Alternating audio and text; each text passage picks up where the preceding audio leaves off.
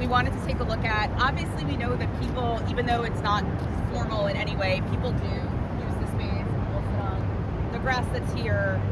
People do use it because of the views south and also north. It's a great vista. But we also acknowledge that there are challenges here. You can see there's a lot of runoff, or scour as they call it. Basically, rain just washes this down and into the water. So sometimes the path is open, sometimes it's half covered.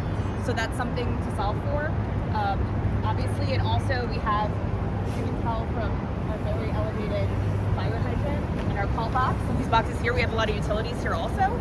But you can always work around those. That's sort of a minor challenge here, but it'd be interesting to hear sort of how people could see us better use the space, really. Because obviously it is an opportunity, and creating something that's also safer for people rather than them sort of choosing their own adventure, for lack of a better way to put it, to try to get over the guardrail and onto this, and navigating the slope is really challenging. And also as it stretches further north as well, this is a pretty long stretch. So there is an opportunity to sort of think about this area from here up to sort of where even the MTA sort of substation vent is for the subway. So, did you say up to the subways? Yeah, we could look at sort of this whole continuous stretch as one big piece, or look at it in segments depending on what makes the most sense.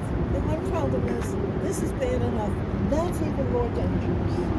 If you fix this, DOT has to do something with that one, because that's really steep, and I've seen people go down there. And where the railing is you're talking about. Under the town. Yeah. That they fix theirs because they've never fixed it. You know, and I've seen people try to go down and pick their stuff up, and there's some kind of walkway down there. You see it under there, and it's really perilous. And I mean, you fix up this, but that's just more dangerous. So that's something that has to be considered. You have to work together with them to fix that at the same time. No, it's a valid point that, like, you don't want to have a very safe area and then have somebody be like, well, what's over there? You're always going to have someone who's going to test the limits. I think we saw our friend climbing the Roosevelt Island sign 10 minutes ago. They're always going to, like, test limits, but it's fair, like, to coordinate with DOT just more generally in this area. Also, like, the overgrowth, trimming that back too, helpful. Like, you're very close to telephone and power lines here, so you probably want to trim that back anyway. Especially because you get very extreme winds here, you get a lot of water runoff and stuff like that. So you want to make sure at least it's, like, safe for whatever improvements are done here or on the other side. Any chance the old trolley can come over here and become like an Italian ice or hot one chocolate? of the tram cars? Yeah. I think you probably could you'd have to set up like a stabilizing sort of platform for it just because of the height. But it's certainly, or even here, you could have an opportunity because you do have foot traffic. Yeah, I'm not saying this myself or Yeah. anything, but I thought that it would be a good idea because you see a lot of the tourists come over, and to get them to stay for more than a turnaround. I thought it would be cute. It would be an attraction for kids to look at an old one, and they would see it on the Yeah. And also then you could have like, you have a more of a program space too, that there's actually like an adjacent reason to go there. Eleanor Peel should do that. That Eleanor money could Peel. help, could help fund the tram. Which is always, would be a real plus. And this is one of the best views. yeah, this is a great view. The other thing is, and I think that's what you were saying, is if there's any possibility to open that up through there. I mean, obviously you've got some constraints there as far as the undergrowth and the bridge support, but I mean, if you look across, I mean, that is what they've done with this East River Greenway. They've actually bumped it out from the shore and created flood a protection too. yeah, and which is also something that's needed here. Right, exactly. Just from a business community point of view, I'm thinking that we want to encourage people not to stay by the tram. Okay. We want to encourage people to go to the Riverwalk Commons, go to Good Shepherd Plaza, go further down maybe to the sanctuary. So to the extent you do something here that makes it less attractive for people to explore the island further, I think we would discourage that. I would have thought that it would keep people here enough time to consider going. If you make the walkway appealing, like what they're doing with the East River, like the Hudson River Greenway, if you make the Greenway appealing, then it's going to sort of draw people up the island and you Probably go to use the lighthouse wayfinding and hopefully signage, too. spend money on the island. You could probably introduce wayfinding signage too that is like more Yes. clearly directs people They have north more to. wayfinding signs. To say the least. Oh no, but I'm saying I think We don't have anything here. There's Right. people's eyes there. That thing is too tall. People just walk right Yeah. under it. Don't Yeah. see it. I think more when I'm saying wayfinding, I'm not saying sort of like street corner, but I'm saying more like here is a map, like this is what is the immediate area type of wayfinding, like something you'd see more similar to, like if you go to a train station or something, or you see like if you go downtown, you see them too, where it's like you are here, but also shows you everything that's in the immediate vicinity. We've been talking about doing like additional wayfinding and figuring out like what kind of, because agreed, like there's a lot of signage, but what signage is actually helpful for pedestrians again, and people who live here, just in case, you know, people who move here recently and sort of get turned around, but also for people who are just walking or biking, or visitors. There's a fact that wayfinding sign that's there, the new one, that's more visible. Sometimes more people looking at that than the vertical ones. No one can figure out the vertical ones. If you put one of those over here, or somewhere along here, people would see it and know to go east or west. Because the average visitor on this island that I've studied over 19 years is like, let me get somewhere and go, you know, and you try to explain where things are. Okay, go to FDR, you know, and they just, for some reason people think they're on a speed track, to speed limit when they get to those, they want to go somewhere quick.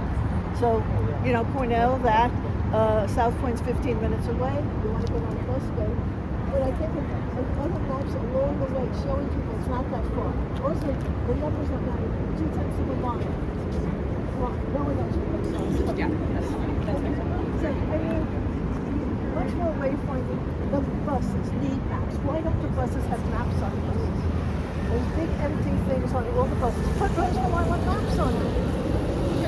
Just in terms of like, It's easy. It's easy. You have I think if you continually provide those types of directions to people too, like they get more used to it. But I agree, like having clearer signage that directs people north to what the attractions are north and south is also helpful. Rather than just having it again, like I personally, speaking as myself as a New York City resident, not as Claudia works for RIOC, like that, a sign like that, like I like I would ignore that. I would be like, I'm just gonna figure out where I am. Like that's too many things pointing. Or like the walking I see signs that they're putting on the roof. Yeah, that are very, like the graphics are very clear, the directions are clear. For reference, Becky and I both worked at Battery Park City. We undertook a very large rebranding in terms of wayfinding signage just for these reasons, because, you know, Hudson River Park was this way and like the 9/11 memorials, and people were just sort of like wandering through the neighborhood, not sure where to go or what to see, or even where public transportation was. Let's say you miss the tram and you have to go to the subway or you have to go to the ferry. Where is it? If I you, was there this weekend and I couldn't find the red bus. oh, the downtown connection, and it, yeah. and it never stopped where it was supposed to Yeah, stop. that's very, very typical of the downtown connection. Right, but also the signs aren't great either. That's what I'm saying, there's no signage. So I think the idea of making it easier for everybody is something we've talked about a bit, but something that I think is important as you're bringing people on and you want to retain them in the neighborhood.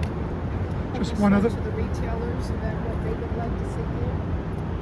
Not yet. This is our first sort of engagement on I this. think it's important to touch base with them because if you talk about establishing new retail venues, they are not going to like it, right? And they are paying rent, so I think they should have some say in what's going on. No, it's fair. Like I said, we want to do multiple engagements around this because we have no ideas of what we necessarily want to do. So understanding everybody's perspective, agreed. Like they're going to be like, why are we pulling people towards the water when there's stores on Main Street, or we have them right by the subway station and nobody's going to come up this way if everything is right when they get off the tram. It's very fair.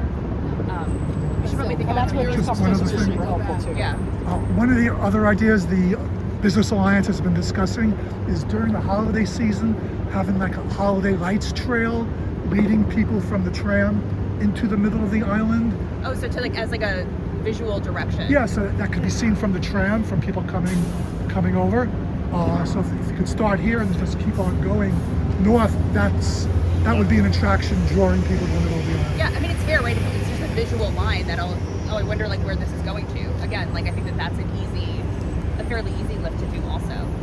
And you can do it through the light poles also, just so that there's like a clear line and direct people where we want them to go. Basically. And it would be visible from the East River Esplanade. Yeah, you can actually, right, you'll actually be able to see it. The houses and the hospitals. trails and whatever, and the FDR Drive. So. Yeah, I don't think there's a person who sees like lights on a waterfront in New York City and is like, what's over there? Like, you know, what is that? But it's true. Like, to be able to Well, have... even Pensacola sign has Yes. some attention. Yes. You can't compete with that. That's true.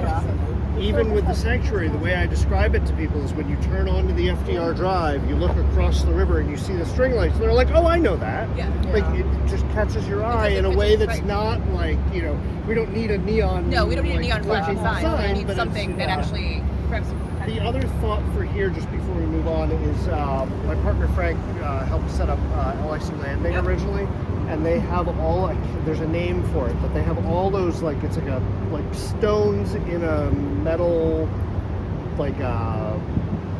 fence. Oh, they have like, it's like a HESCO barrier that stops the water from coming in. Yeah, so if you mentioned that there's a lot of runoff and things here, something like that could be an interesting way to take some of that water, keep it from running everything over, but then you can also capture that water and use it for landscaping. Yeah, and you can also create like a border where some and sort it of... could be like here you have people who are walking through just because Yes. accessible. It's also, like, for reference, they have them up at Kohler Hospital, too. You see them in front of Kohler by the Octagon. They have all those HESCO barriers there, too. Yeah. But, yeah, it's a great way to actually create a physical barrier, but also to keep water away and to prevent some of this erosion that's here. Right, That's and then it sort of makes for plantings and things. Yeah, so you it's can like plant it's all around it. self-watering. which is great. Yeah. I think we can keep walking and talking Yeah. about this, but let's Great. go and make our way down the Elmer's Pier.